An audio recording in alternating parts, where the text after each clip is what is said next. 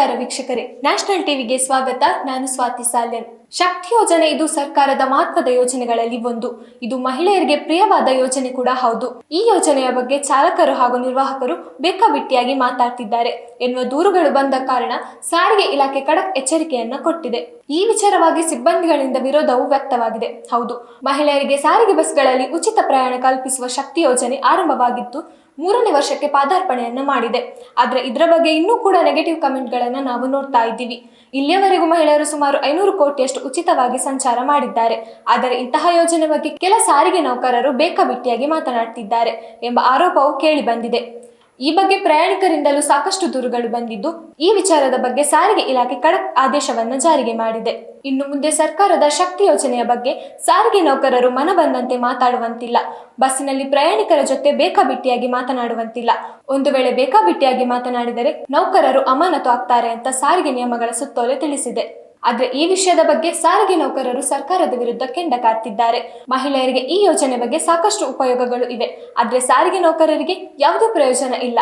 ತಕ್ಷಣ ಈ ಆದೇಶವನ್ನು ಹಿಂಪಡೆಯಬೇಕು ಅಂತ ನೌಕರರು ಆಗ್ರಹಿಸಿದ್ದಾರೆ. ಇನ್ನಷ್ಟು ಸುದ್ದಿಗಳಿಗಾಗಿ ನೋಡ್ತಾ ಇರಿ ನ್ಯಾಷನಲ್ ಟಿವಿ. ಧನ್ಯವಾದಗಳು.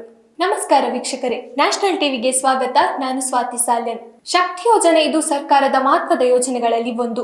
ಇದು ಮಹಿಳೆಯರಿಗೆ ಪ್ರಿಯವಾದ ಯೋಜನೆ ಕೂಡ ಹೌದು. ಈ ಯೋಜನೆಯ ಬಗ್ಗೆ ಚಾಲಕರು ಹಾಗೂ ನಿರ್ವಾಹಕರು ಬೇಕಾಬಿಟ್ಟಿಯಾಗಿ ಮಾತಾಡ್ತಿದ್ದಾರೆ ಎನ್ನುವ ದೂರುಗಳು ಬಂದ ಕಾರಣ ಸಾರಿಗೆ ಇಲಾಖೆ ಖಡಕ್ ಎಚ್ಚರಿಕೆಯನ್ನ ಕೊಟ್ಟಿದೆ.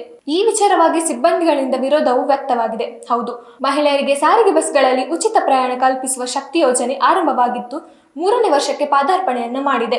ಆದ್ರೆ ಇದರ ಬಗ್ಗೆ ಇನ್ನೂ ಕೂಡ ನೆಗೆಟಿವ್ ಕಮೆಂಟ್ಗಳನ್ನ ನಾವು ನೋಡ್ತಾ ಇದ್ದೀವಿ. ಇಲ್ಲಿಯವರೆಗೂ ಮಹಿಳೆಯರು ಸುಮಾರು 500 ಕೋಟಿಯಷ್ಟು ಉಚಿತವಾಗಿ ಸಂಚಾರ ಮಾಡಿದ್ದಾರೆ.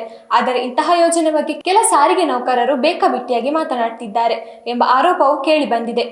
ಈ ಬಗ್ಗೆ ಪ್ರಯಾಣಿಕರಿಂದಲೂ ಸಾಕಷ್ಟು ದೂರುಗಳು ಬಂದಿದ್ದು, ಈ ವಿಚಾರದ ಬಗ್ಗೆ ಸಾರಿಗೆ ಇಲಾಖೆ ಖಡಕ್ ಆದೇಶವನ್ನು ಜಾರಿಗೆ ಮಾಡಿದೆ.